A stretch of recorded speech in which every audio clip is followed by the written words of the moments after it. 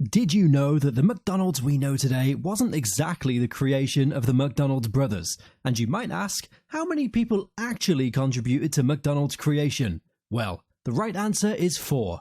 Yep, 4 different people with different personalities, and you're about to find out how that happened in this video. Welcome to Foodiepedia, the place to feast on food knowledge served fresh and super hot for everyone. In today's video, we'll be exposing the extraordinary business acumen, betrayal, and innovation that made McDonald's what it is today. From cutting-edge technology to evolving tastes and backstabbing showdowns, get ready for a thrilling ride as we dive into the true story behind McDonald's creation, including the world hurdles and possibilities that lie ahead for the Golden Arches. So prepare for an eye-popping adventure as we hand you a VIP ticket to McDonald's past, present, and future like you've never seen before. It's a journey tastier than a super-sized fries surprise. Hello, welcome to McDonald's. May I take your order, please? Now, let's get started. The McDonald's creation story might involve the McDonald's brothers, aka Dick and Mac, but it's a lot messier than you'd think, with one man taking the credit for it all. So, before we unveil the mastermind behind McDonald's creation, we need to start with these brothers first. I mean, their names practically are the brand's DNA, so they're kind of a big deal. The McDonald's brothers' story began in early 20th century Manchester, New Hampshire, as young kids. Their parents, Irish immigrants Patrick and Margaret McDonald, faced financial instability. Things also took a dark turn when Patrick lost his job at GP Kraft's Shoe after 42 years without getting a pension or gratuity. This unfortunate event was probably the spark that ignited a fire in the McDonald's brothers, making them determined to write their own success story. In the early 1930s, the adventurous brothers left for California, seeking a better future.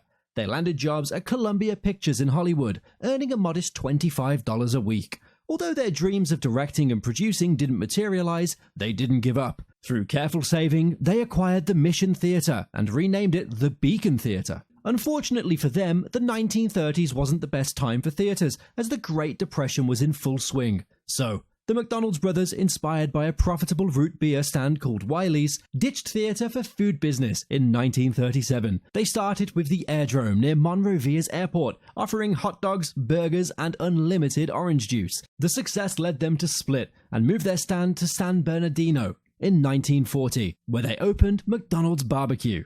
Back then, McDonald's wasn't the global sensation we know today. It was just a typical drive-in spot serving barbecue food. But in just 8 years, the brothers streamlined their menu from barbecue extravaganza to just 9 items, with the aim of revolutionizing fast food by serving high-quality and affordable meals at lightning speed. So, they gave their menu a complete facelift. Makeover, leaving only a few essentials, like their 15-cent hamburgers, cheeseburgers, soft drinks, milk, coffee, potato chips, and a slice of pie. Unknown to the brothers that this action would be a fast food revolution in the making. After a brief hiatus, McDonald's equally made a grand re-entry with a groundbreaking self-service model they called the Speedy Service System. This wasn't your run-of-the-mill operation, it was a finely tuned assembly line approach to food prep that allowed them to whip up meals quickly, marking the birth of fast food as we know it today. This model meant goodbye to long lines, as the machine was designed for precision and efficiency.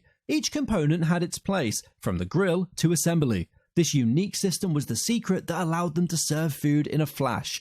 And so, McDonald's was born, complete with those iconic golden arches, cleverly shaped like the letter M for McDonald's. As their popularity grew, they embraced the franchise model, enabling McDonald's to spread across the US and eventually go global. The McDonald's brothers had numerous franchises, not to mention their original location in San Bernardino. These guys were about to take the world by storm. But the McDonald's creation took a dramatic turn when Ray Kroc, a milkshake machine salesman, received an order for 8 multi-mixers from the McDonald's brothers for their restaurant. Kroc was so surprised that he hopped on a plane to California, thinking, who on earth needs that many milkshakes for one restaurant? But he had no idea that it was the beginning of a fast food revolution that would change his destiny forever. When Kroc landed in California, he was utterly wowed, especially by the genius burger concept the brothers had going. So, He had to persuade them to let him hop aboard the McDonald's train as a franchise agent in 1955, since the brothers needed that expansion. With the brothers' approval, Kroc swiftly turned his dream into a reality. On April 15, 1955, he proudly opened his own McDonald's, becoming the 9th franchise, located in Des Plaines, Illinois. Kroc made a deal with the McDonald's brothers by agreeing to pay them 0.5% of future sales, and in 5 years, he opened 228 McDonald's in family-friendly suburbs. However, since Kroc was a shrewd businessman, he wasn't quite satisfied with just a slice of the profits pie. So, he asked the McDonald's brothers if they'd sell him the entire chain, including the name. This decision paved the way for messy controversies for the brothers. You see, Kroc had big dreams of taking McDonald's nationwide, but the McDonald's brothers had their sights set on hitting $1 million before turning 50. So, they made the tough call and sold the company to Kroc in 1961 for $2.7 million.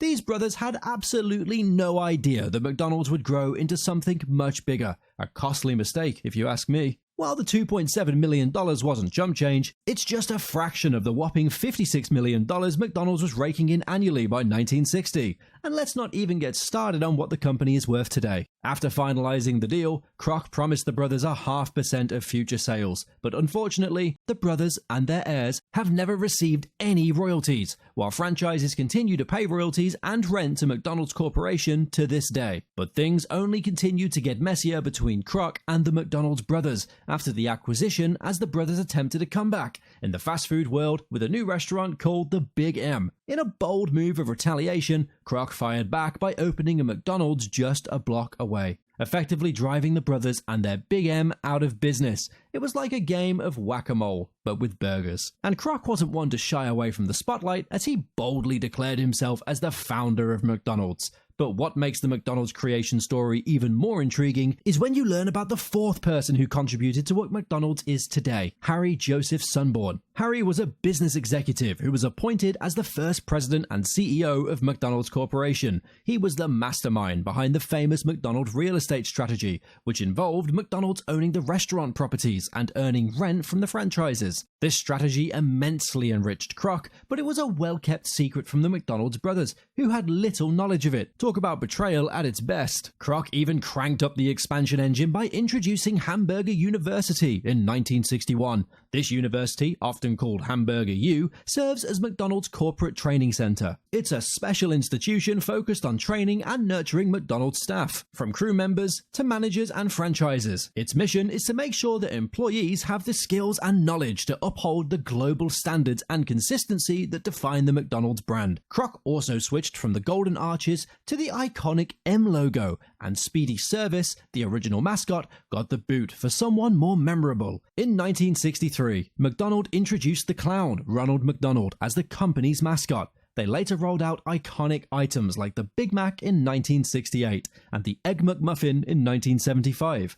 Their Happy Meal also arrived in 1979 with fun toys, and their memorable slogan, "I'm loving it," sealed their success. Perhaps McDonald's success owes much to its skill in adapting to diverse cultures and countries. They tailor their menu to local tastes, offering items like McSushi in Japan and McPaneer in India. While Kroc initially aimed for 1,000 US locations, they began expanding internationally in 1967, starting with Canada and Puerto Rico. Today, McDonald's spans over 118 countries with more than 40,000 franchised restaurants, serving millions daily. The iconic Big Mac alone sells 90 million times a day, contributing to the company's annual revenue of $23.2 billion.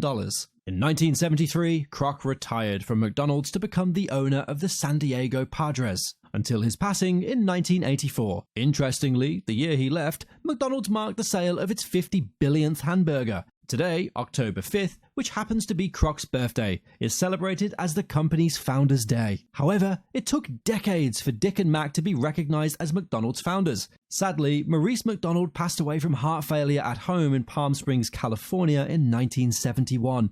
at age 69. Dick later returned to New Hampshire in his final years. He also passed away from heart failure in a nursing home in Manchester, New Hampshire in 1998 at the age of 89, leaving an estate valued at less than $2 million. But just like any successful business, McDonald's had a fair share of problems, especially obesity. Lawsuits tried to fry them in the 2000s, but they've managed to overcome them. Then came Super Size Me, where a guy's health took a nosedive on a muck-only diet. So, McDonald's added salads and even tried to go vegan with McPlant. In 2018, they dumped preservatives, downsized portions, and gave trans fats the boot. But people still called their jobs McJobs, and the environmental crowd wasn't loving the emissions they caused either. McDonald's tried to be green, and now they're packing their burgers in recycled bags. But challenges still linger for the fast food giant to this day. As the controversy surged, McDonald's has remained a dominant force in the fast food industry. It's not just a place to grab a quick meal, it's become a cultural symbol in the American fast food experience. But now that we've looked into the past and present of McDonald's, what does the future hold for this fast food giant? Well, you're about to find out. As the world speeds into the automation era, McDonald's could hop aboard the robot train too.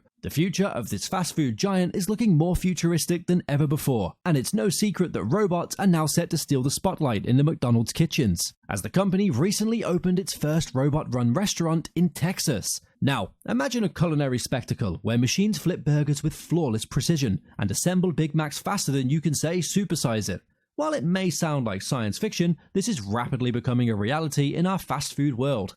But what about the humble franchisee, you ask? Let's just say they'll still be a crucial part of the McDonald's empire. While robots control the cooking, franchise owners will still orchestrate the perfect customer experience by overseeing equipment and delivering human-friendly service in our automated world. And let's not forget the McCoin, which was launched by McDonald's in 2018 to mark their 50th anniversary. While the McCoin is no longer in circulation, it's undeniable that as money evolves towards digital forms, McDonald's could potentially launch its own digital currency, aptly named the McCoin. It could be a revolutionary currency that unites McDonald's lovers worldwide. Imagine walking into any McDonald's globally and using your McCoins to pay for your favorite McDonald's treat. No more currency hassles or exchange rate worries. This coin has the potential to revolutionize the fast food world forever. But we also believe that even as technology takes on more tasks, the heart and soul of McDonald's will still reside in its people, all thanks to Hamburger University. Those welcoming smiles behind the counter, the chefs who sprinkle that extra magic sauce, and the cozy atmosphere of your neighborhood McD's will remain the true reasons you keep coming back for more. Because you see, it's the people who truly make McDonald's great. Now, tell us, foodies, what are your views on the McDonald's brothers story? Were they cheated, or was it just business as usual?